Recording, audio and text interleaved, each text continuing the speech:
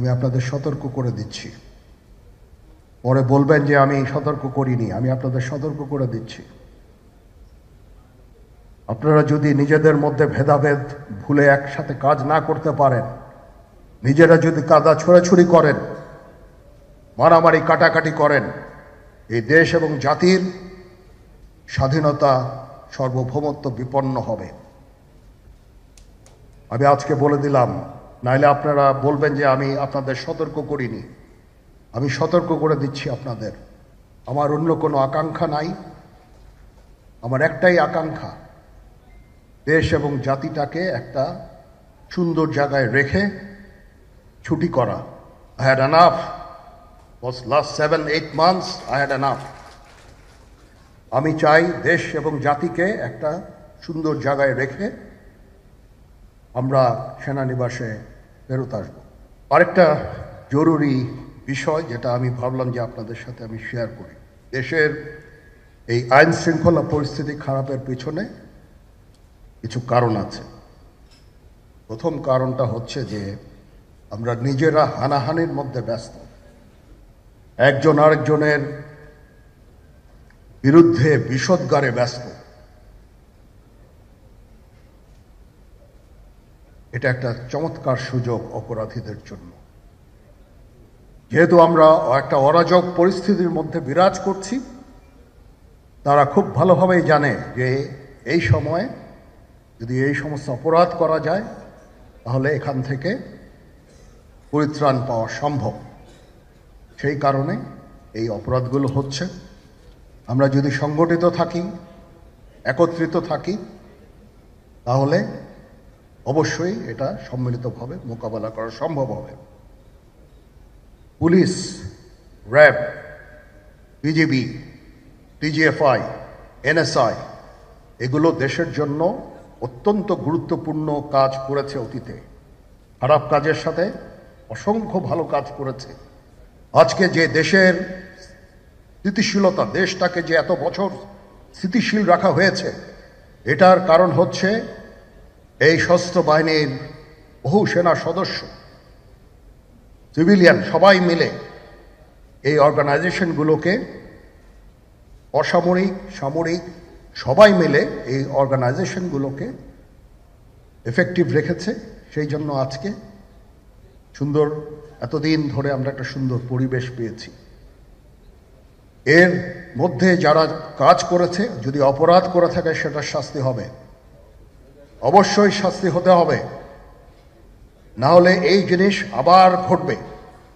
আমরা সেটাকে বন্ধ করতে চাই চিরতরে, কিন্তু তার আগে মনে রাখতে হবে আমরা এমনভাবে কাজটা করব এই সমস্ত অর্গানাইজেশনগুলো যেন আন্ডারমাইন না হয়। আজকে পুলিশ সদস্য কাজ করছে না, এটা বিশাল বড় কারণ হচ্ছে অনেকের বিরুদ্ধে মামলা, অনেকে জেলে। RAB, BGB, DGFI, NSI panicked. বিভিন্ন দোষারোপ, খুন ইত্যাদি তদন্ত চলছে।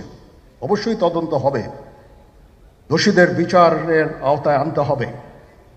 এমনভাবে কাজটা করতে হবে যেন এই অর্গানাইজেশনগুলো আন্ডারমাইন না হয়।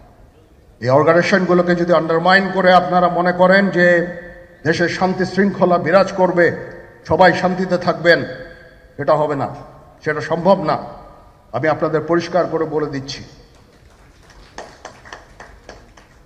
এই দেশের শান্তি শৃঙ্খলা রক্ষার দায়িত্ব খালি সেনাবাহিনীর না। 2 লক্ষ পুলিশ আছে, বিজিবি আছে, র্যাব আছে,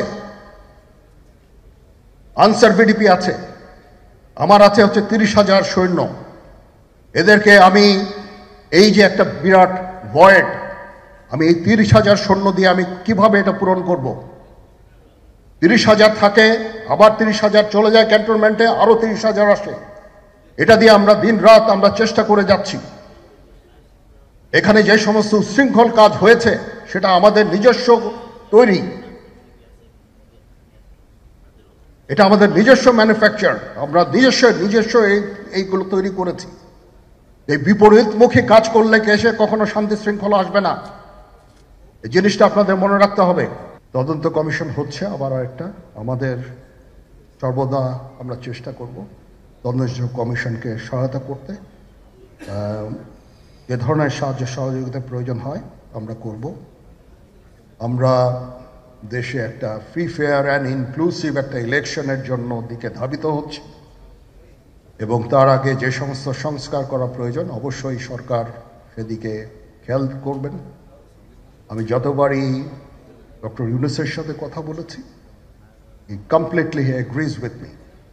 There should be free, fair and inclusive election, and that election should be within December or close to that. যেটা আমি এর প্রথমেই বলেছিলাম যে 18 মাসের মধ্যে একটা ইলেকশন।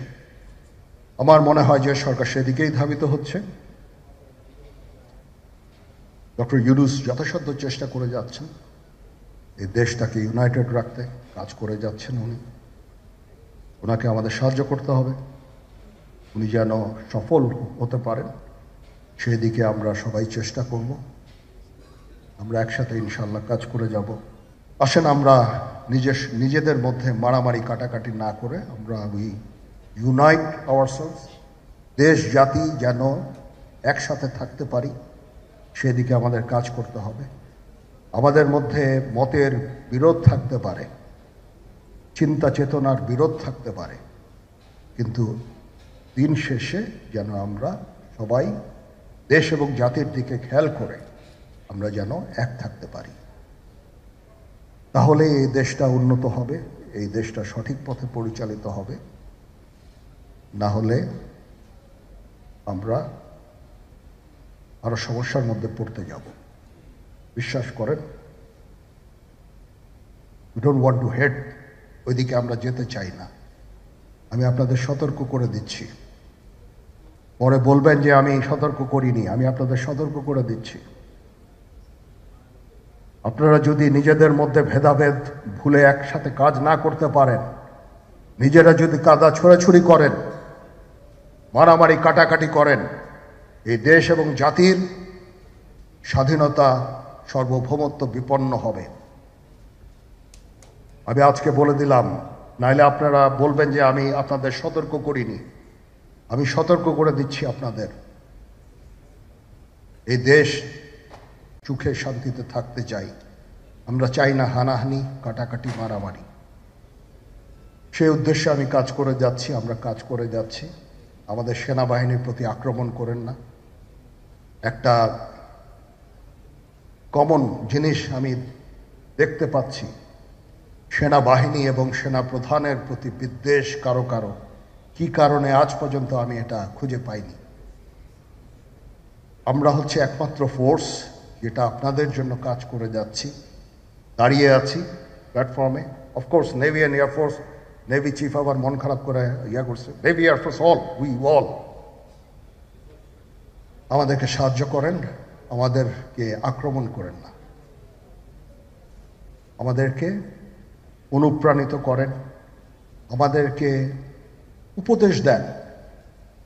কোনো একটা সমস্যা হয়ে গেলে আমি যেন নুরুদ্দিন স্যারের স্বর্ণপন্ন হই এবং উনি আমাকে উপদেশ দেন, সিনিয়র জেনারেলরা আমাকে উপদেশ দেন, আমি সবার কাছে স্বর্ণপন্ন হই।